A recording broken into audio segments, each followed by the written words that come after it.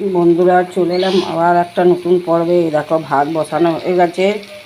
দুপুরে রান্না বান্না লাঞ্চ রেডি করতে চললাম। আলু ভাজছি এই যে, আর এদিকে ডাল বসিয়ে দিয়েছি।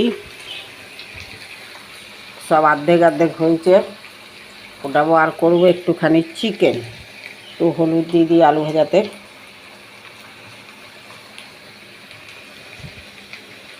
নুনটা এখন দেবো না, পরে দেবো, না তো আলুগুলো গলে যাবে।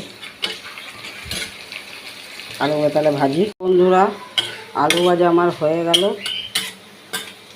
আর এই দেখো আলু ভাজা, এবার নামিয়ে নিই। আর এদিকে চিকেন কষাতে বসেছি।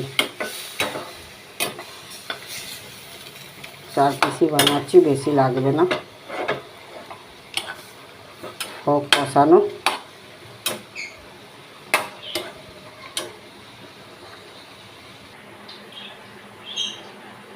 ডাল আলু ভাজা কমপ্লিট, ভাতও কমপ্লিট। এবার নামাতে যাব।